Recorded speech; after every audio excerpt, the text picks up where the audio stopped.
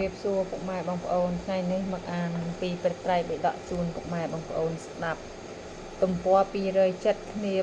349ព្រះអង្គត្រាស់ថាមនាលភិក្ខុទាំងឡាយកាលពីព្រេងនាយមកមានឆ្មាមួយឈរនៅក្បែរគំនរសម្រាមមានអាចគោ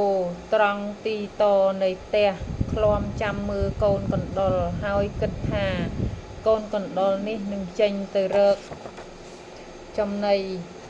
ក្នុងទីណាអាត្មាអញនឹងចាប់វាទំពាស៊ីក្នុងទីនោះឯងមនាលភិក្ខុទាំងឡាយគ្រានោះឯងកូនកណ្ដុរក៏ចេញទៅរកចំណីឆ្មាក៏ចាប់កណ្ដុរនោះខំសាច់លេបទាំងរស់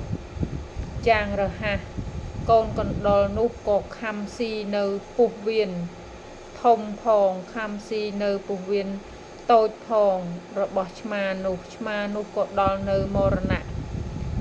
ឬដល់នៅទុក្ខស្ទើរមរណៈព្រោះអាហារនោះជាហេតុមនាលភិក្ខុទាំងឡាយសេចក្តីនេះមានឧបមាដោយពួកភិក្ខុ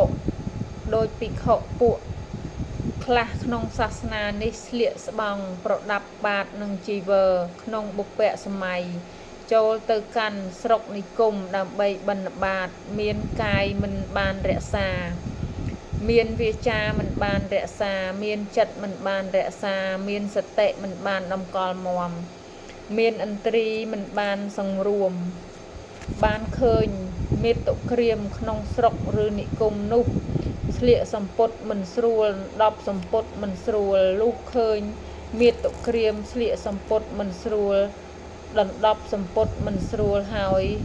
រាគៈក៏កំចាត់ចិត្ត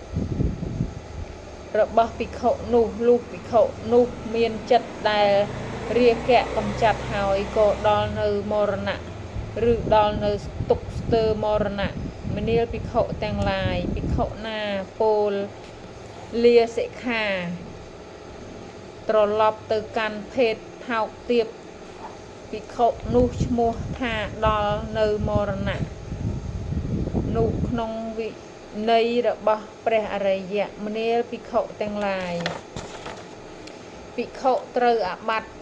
ជាគ្រឿងសៅមងណានិមួយបានចេញចាអាបត្តិតាមសភាពដ៏សមគួរនេះឈ្មោះថាដល់នៅទុក្ខស្ទើរនឹងមរណៈមនាលភិក្ខុទាំងឡាយហេតុដូច្នេះក្នុងសាសនានេះអ្នកទាំងឡាយគប្បីសិក្សាយ៉ាងនេះថាយើងទាំងឡាយត្រូវជាអ្នករក្សាកាយរក្សាវាចារក្សាចិត្តតម្កល់សតិឲ្យមាំសង្រួមឥន្ទ្រីសឹមចូលទៅកាន់ស្រុកឬនិគមដើម្បីបិណ្ឌបាតមនាលភិក្ខុទាំងឡាយអ្នកទាំងឡាយគប្បីសិក្សាយ៉ាងនេះចោះចប់សូត្រទី10